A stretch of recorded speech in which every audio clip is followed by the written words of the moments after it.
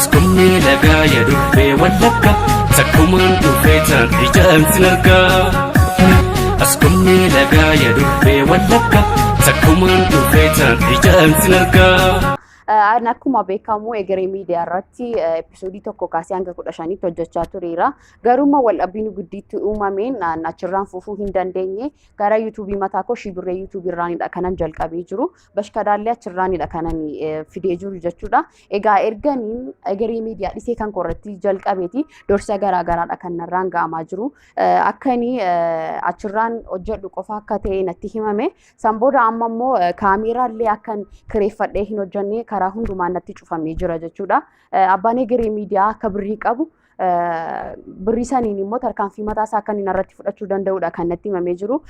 Kana narraa as ba'eef booriftaan nageenya koof wanna tokko ta'ee jennaan abbaa egeree miidiyaa akka itti gaafatamu akkasumas immoo warra isa jalaan hojjechiisaa turanii asitti jechuudha. Isaantu itti gaafatama sababiin isaas haga namni eeggatuttidha kan isaan godhanii jiranii jechuudha. Egaa walumaa galatti wanna dubbachuu barbaadu egeree miidiyaa irratti bashkadaan dhufaa jira yookaan immoo hojjetamaa jiru sun aayidiyaa koo kan hin taane.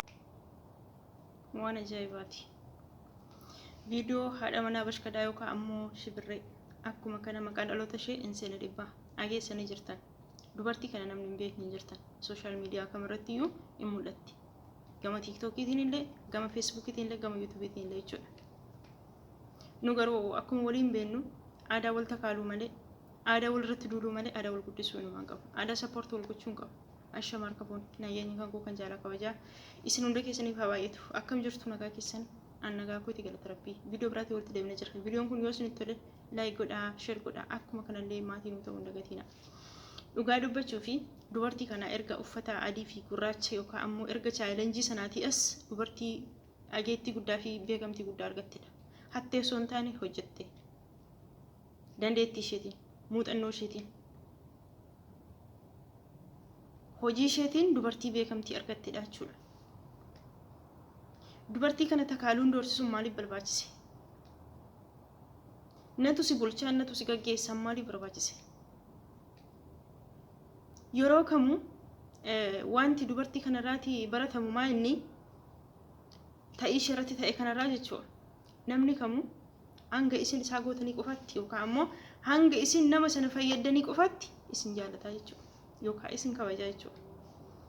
Gaafa isin lakkii hirkattummaa kee jalaan ba'a, gaafa isin of hin danda'a, an of danda'ee hin jiraadha, gaafa isin jettan namni kun sin balleessuudhaaf ciisee hin bulu yookaan ciistee hin bultu jechuudha. Ati nama biratti fudhatama kan qabdu hanga nama sana fayyaddetti, hanga nama sanaaf taatetti. Madaamotuma wajjin jiraannu kana ilaala. Gaafa nuti fayyaa qabnu mataa isaanii gubbaa jirra. Hin hojjenna waan ta'eef. Guyyaa tokko garuu utaalloon nu qabee gaafa nuti dadhabne yookaan mataan tokko nu dhukkube gaafa nuti ciisne ilaalchi isaan kaleessa nu qabanii fi ilaalchi isaan har'a nu qaban tokko miti jechuudha. Kanaaf namni kamiyyuu hanga isa fayyadde qofaatti, hanga isa gargaarte qofaatti sappoortii godhaa yookaan si jaalataa jechuudha. Amma dubartiin kun nan hojjedhaa jette. Fakkeenyaaf wal-dhabdeen isaa fi ishee gidduutti dhoome yookaan immoo egeree miidiyaa fi haadha manaa bashkadaa kanarratti wal-dhabdeen uumame gidduu isaanii yoo jiraate waan kan asitti kan tilmaamamu jechuudha maallaquma. Galiima hojii sanarraa argamu irratti walitti mufatan yookaan walitti bu'an malee wanti biraa wanti walitti isaan fidee tokko kan jiru jechuudha. Maaliif kaleessa hojiin tura waan ta'eef. Har'a immoo ishi of hin danda'a jette. Yuutuubii mataa ishee kireet gootee banatte. Asumaanuu Shibirreetu jedhaatii qubee kaapitaalii gurguddaatiin barreessaati yoo search gootan maqaan ishee tokko fardi isin ba'a jechuudha. Deemtanii subscribe gootanii intala kana yookaan dubartii kana jajjabeessuu qabdan. Wantoota haawoliin keenya yookaan haadholiin keenya baadiyyaatti godhan guutuu mul'istee agarsiisu jirti. Dandeettii ishee fayyadamtee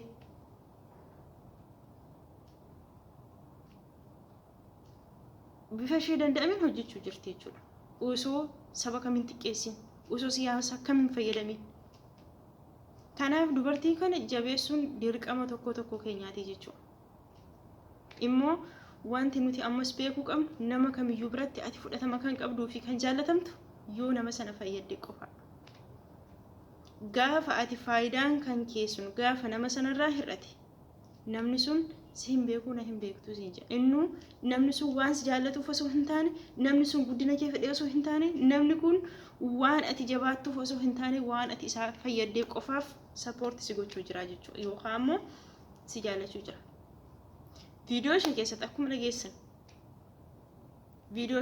akkuma dhageessanii hanga dhaabatanii na eeggatanitti yookaan ammoo hanga kaameraa kireeffadhee hojjedhuun hanga kanatti dhiibbaan irra gochamaa jira jette.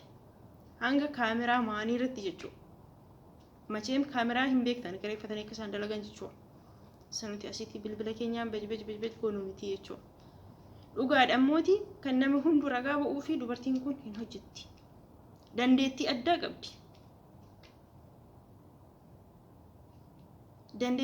qabdi. Yaada ishee fayyadamtee fakkeessitee gaafa isiniin jiru immoo waanuma harmooliin keenya baadiyyaarraa hojjetan jechuma isaan fayyadaman gochaama isaan agarsiisan waanuma isaan agarsiisan koppi gootee mul'isuu jirti jechuudha. Kana jechuun fakkeenyaaf nuti gaafa biyyarraa fagaannu yookaan daandii dheeraa hanga kana deemnee biyya ormaa keessa yeroo jiraannu iyyuu miti jechuudha. Magaaluma xiqqoorraa baanee gaafa magaalaa guddaatti geenye wanta baadiyyaa sana akka waan hin jira miti akkanatti dagannaa jechuudha. Isheen garuu sana hunduma mucoon kun mucoo magaalaatti dhalatee guddate. Garuu waan baadiyyaa keessatti godhamu hunda hin agarti. Hin dhageessillee. Kana hunda fuutee koppi gootee akkuma maazoroonni keenya yookaan ammoo harmooliin keenya baadiyyaa sun hojjetan waanuma isaan jechuma isaan fayyadamtee fiddee hojjechuu jirti jechuudha. Kanaafiyyuu dubartii kana takaaluun waan hin yaadamnellee waan hin barbaachisne waan fokkisaa. An dhugaa dubbachuuf hin sobu. Egeree miidiyaa kanaanii erguma shibirree baree asitti hin baree jechuudha.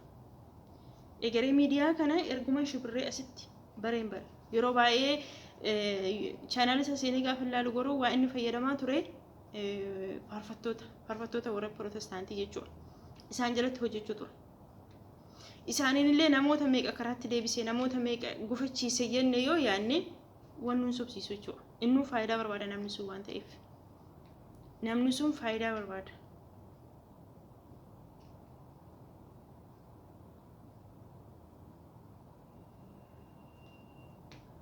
Dhugaa baay'ee tokko bakka hin jira miti. Namni kuni hanga ati isaa taate qofaatti yookaan ammoo hanga sirraa fayyadamee hanga si nyaate hanga sitti fayyadame qofaatti malee homaa tokko si fayyaduuf namni hin tattaafatu yeroo kamuu. Gaafa dalagan daldala hattuutata. Qotee bulaas beektan rakkina qotee bulaas jechuudha. Warroonni artii Oromoo kan ammoo warroota tattaafatan kan ammoo akka kanatti fuudhanii wal takaaluun dhugaa rabbi tokkicha baay'ee nama taajabsiisallee baay'ee waan jibbisiisudha jechuudha. Waan fokkisaa.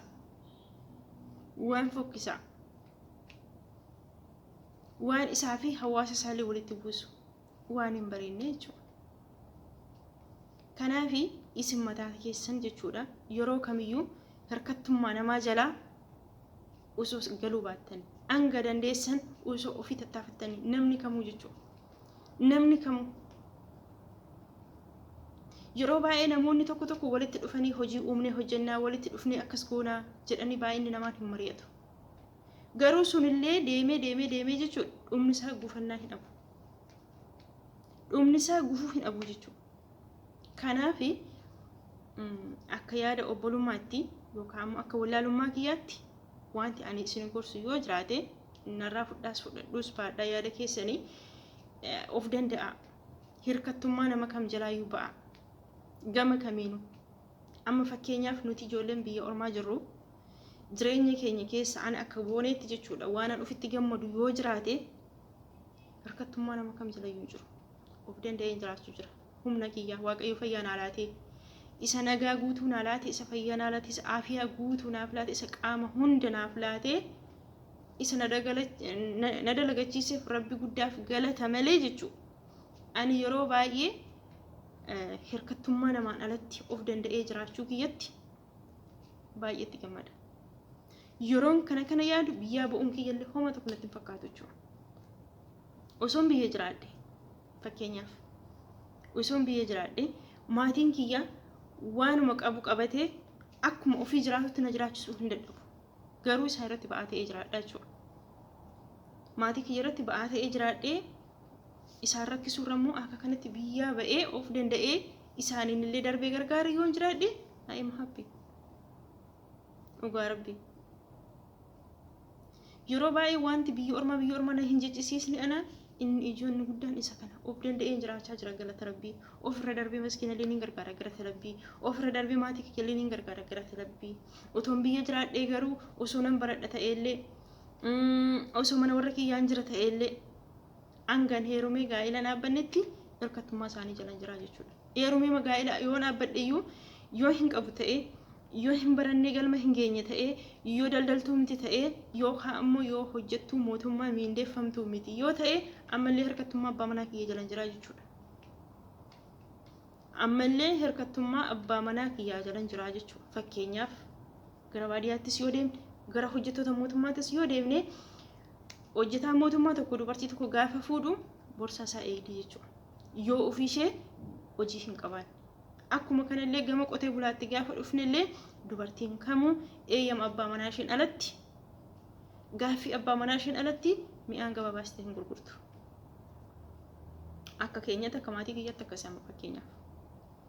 Maazariin kiyya ofii ishee itti darbitee humnaan jechuun ajajjee itti darbitee mi'aan akka barbaadde gurgurtee gabaa baasuu hin dandeessu. Eeyyama faazarii alatti jechuudha. Kana jechuun kun mataan isaa hirkattummaadha jechuudha. Kanaaf osoo man maatii kiyyarraa adda ba'ee osoo man heerumee hin jiraannellee osoo mana jiraadheellee hirkattummaa jalan jira osoo heerumeellee hirkattummaa abbaa manaa kiyyaa jalan jira jechuudha. Yoo maal hin taane yoo hojii dhuunfaa kiyyaa hin qabaanne. Kanaaf hirkattummaan kallattii tokko qofaa hin ibsamu. Hirkattummaa nama kamiyyuu jalaa ba'anii of danda'anii jiraachuun barbaachisaadha. Innuu abbaan barbaade namallee tuffatu abbaan barbaade namatti illee fayyadamu jechuudha. Isinii galaa jira jee yaada yaadni kun. Dhugaa rabbi.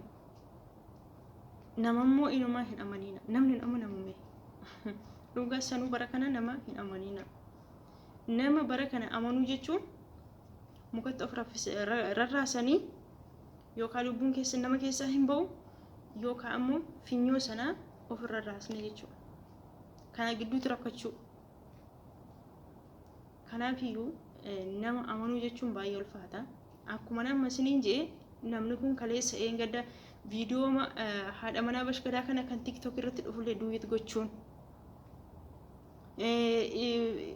akshinii agarsiisee viidiyoo ishee sun akka ageetti argatu yookaan akka beekamtii argatuun yeroo baay'ee dhiiwuti irratti godha TikTok irratti jechuudha. TikTok isaallee gara miidiyaa jedha akkuma Facebook isaa YouTube isaa jechuudha.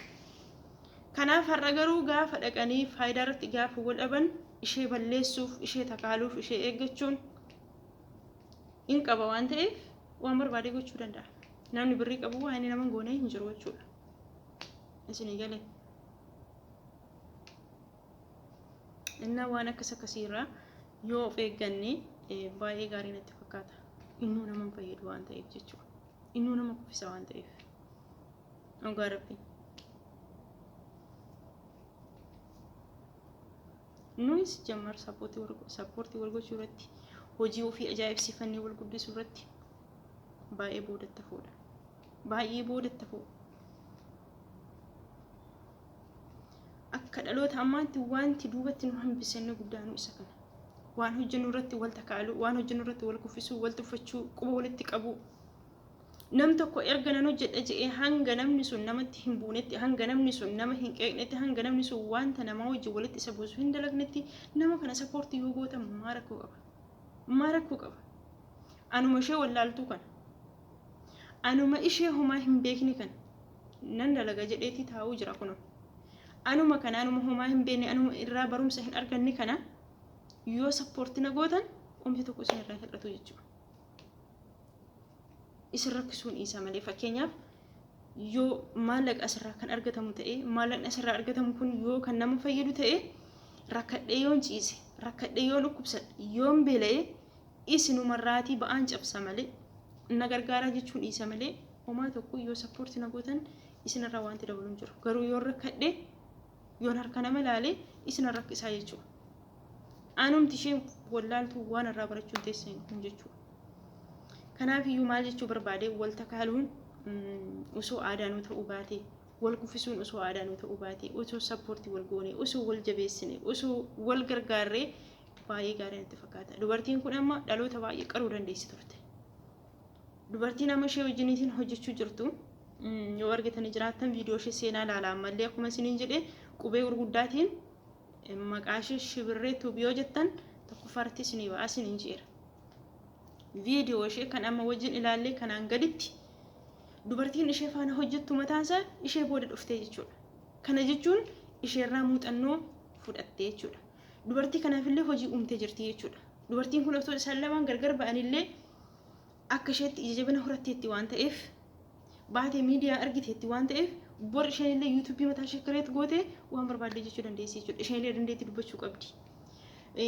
Waan baadiyyaa keenyaa koppi gootee hojjechuu dandeessi dubartiin amma ishee wajjin jirtu kunillee jechuudha. Kanaaf iyyuu amma dubartii kana yoo sappoortii goone yoo gargaarreeni yoo ishee wajjin dhaabannee chaanaalii ishee deemnee sabskiraayib yoo goonee fi viidiyoo isheen gadhiifattu laayik yoo goonee fi akkuma dubartii ishee sana nama kan biraallee baasuu dandeessi nama dandeettii qaban jechuudha. Namni waan dandeettii isaatiin hojjetee buluu danda'u haa hojjetu. Hanga hannetti hanga nama daffarretti waan fedhiyyuu haa hojjetu haa hojjetu. Hojiin isaa sun isaaf ta'a taanaan isa gargaara taanaan haa hojjetu. Innaa obboleeyyiin kiyya kanuma isiniin jaa viidiyoon kiyyaarraa kana fakkaata waliin takaalina isinillee wal jabeessaa warroonni sagalee koo dhaggeeffattan wal gargaara. Namoota akkasitti wal takaalan kan ammoo namoota nama takaalan namoota jiruu namaarratti gufuu ta'an namoota buddeen namaarratti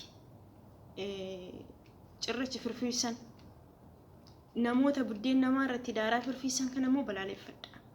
Karaa kamiyyuu nama buddeen namaarratti ashaboo cirracha firfiisu nama buddeen namaarratti daaraa firfiisu nama buddeen namaarratti biyyoo firfiisu balaaleffadha. Innuu isinillee guyyaa tokko namni biraan dhufee akkuma kana isin gufachiisuu danda'a waan ta'eef jechuudha. Soo kana jechuu barbaade viidiyoo kiyya laayik godhaa sheer godhaa.